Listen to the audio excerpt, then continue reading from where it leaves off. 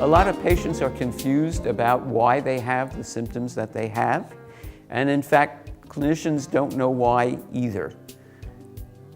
What we do know is that one of the most predominant consequences of having chronic fatigue syndrome is an immunological response, and one of the predominant immunological responses is inflammation.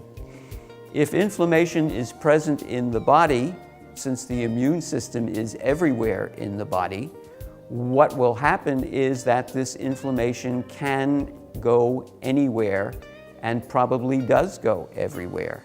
And to what extent it goes to different organ systems in the body is essentially dependent upon the individual patient. So that individual patients will vary in the amount of inflammation that is present in the various organ systems. For example, some patients may have inflammation in their muscles, and that may contribute to the fatigue and pain that they feel in their muscles when they exercise. One of the largest areas that appear to be inflamed in chronic fatigue syndrome is the brain.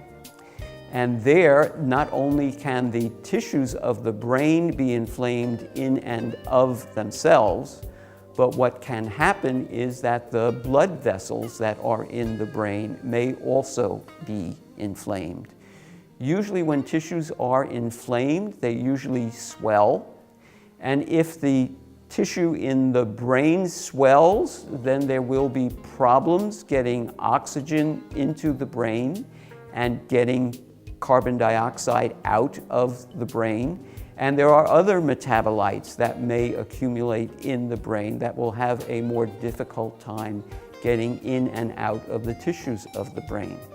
If you couple that with the fact that the cardiovascular system, or the blood vessels that enter into the brain and exit from the brain, are also going to be inflamed, they too may swell. And of course, the blood vessels work by moving substances into and out of the blood vessels and into the tissue across a lining or the tubing of the brain. And so if in fact the tubing swells, that will impede the flow of oxygen, carbon dioxide, and other metabolites into and out of the brain. And so therefore you can have an accumulation in the brain of these substances that are not flowing in and out as easily as they would were inflammation not present.